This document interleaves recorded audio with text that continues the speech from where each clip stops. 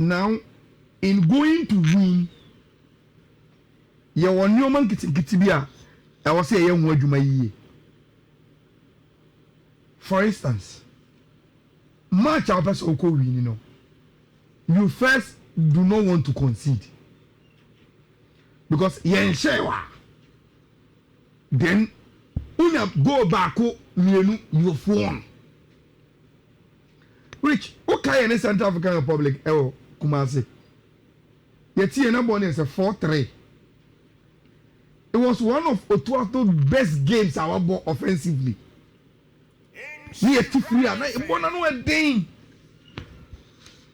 But, Rich, Yentimi, and shit, sad game, no. I don't think so. Never, but I'm interested. Na Yentimi and Tenta. Rich, my only issue I'm best of once a Nkofono omubo 5 back. Central African Republic. To omubo 3 center backs. With 2 wing backs. The way omubo those 2 players, I mean, person make us wing backs in po because omu nko many. Yes. Wing backs omu nko many. They don't go. Wow. Omu nko kra. Which this is how they play. Joshua. Yeah. 5-3-2. Yes. And you 5. It's a Uber Getafe. Inti ama.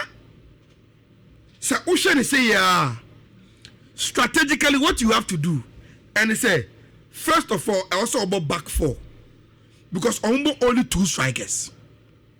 Until you have 2 strikers there, over back 4, you have 2 central defenders, you know, at least 1v1 Obi Abetima Makobi. The only thing is that your number 6 a defensive midfielder no, must be intelligent enough. Or number 6, you know. I also intelligent enough said.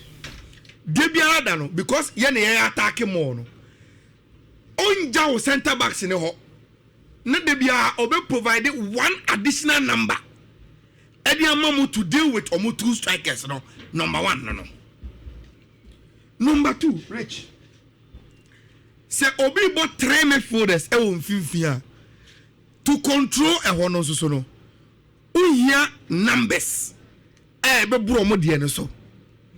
And at least numbers are no more than pay. Now the quality are dominating. Now omu back 5 no. How do you break that low block no? And I want a problem no one. And untina Rich from baby amity, I will suggest we play 4-3-3. 4-3-3. 1 goalkeeper, 4 back, 1 DM, 2 attacking midfielders, then 3 forwards. Now, Semesh Shamawa, goalkeeper Benjamin Asari, Ali Dusedu, right back, Ometu Irenchino. And I'll tell you why. Ali Dusedu free injury ban. Yes. Onto Calibi Irenchino. Because Rich, Bona Ekwakobono. Okay, no problem. No problem. Ali Dusedu right back. Gideon Mensah left back. Okay. Jiku Salisu 4 and 5. And see, your back 5 no with your goalkeeper, no problem. Now, Rich, between Elisa Owusu and Akwasisibo, why not Ujan low number 6? Or when you day one home and what aggression to do that job alone? Akwasisibo. Okay. To open lone DM. Because most of the time, you better know how to. But only the man in center line, they be a Gina. Ujina Maya. Your lateral defenders, Omanim Kakra. But who number 6 in the because I'm going to 2 strikers, no, they be a Gina. Say a better Omo, 1v1. Over for Bako. Na center half on the back for Bako. Na Bako free. We want that.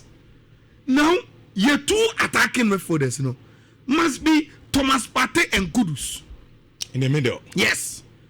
Thomas Partey number 8, Kudus number 10.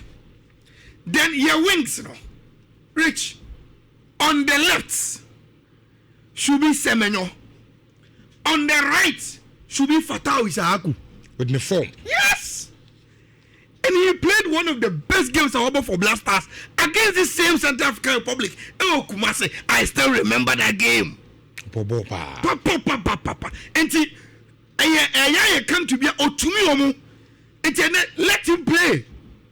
Then play Jordan. Yes. Siabusia. Rich, I think we would have dealt with everything Central African Republic and they will get us the win.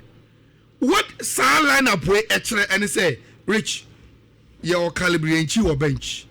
Obet Mabo 2, Obet Mabo in 15. Ye were Elisa Owusu our bench. Say a shake game no 2-0, 3-0. You do second half, you bobe 65. We want to manage. You bet me naga about the cat. Because Sibo, near Loki and Fifino.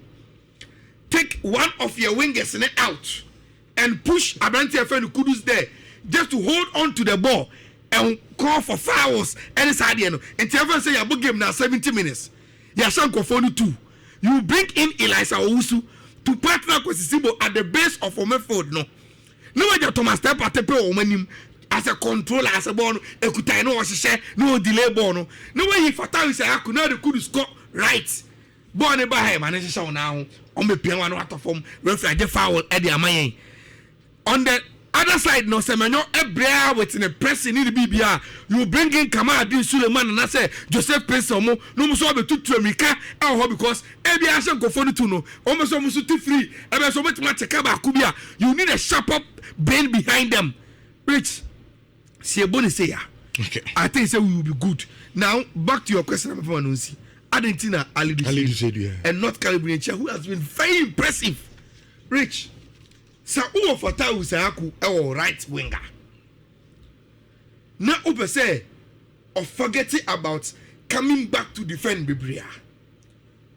But Obia, oh yes, solid right back, solid, and you're attacking, solid on the end, say, oh, defend is at Tinamau.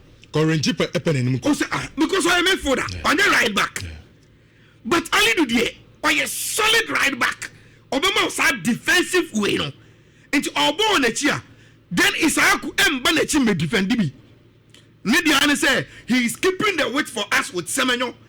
Nay, na born a team Amomo 1v1. Not a team. I wish I could explain this on a tactical, but I think say I have printed a right picture. Obia Etias here, or Hunter Rich. And the Ebeshe. And I pray I had some cause be El Morocco. We will win. We will beat them. Okay. Ebeshe.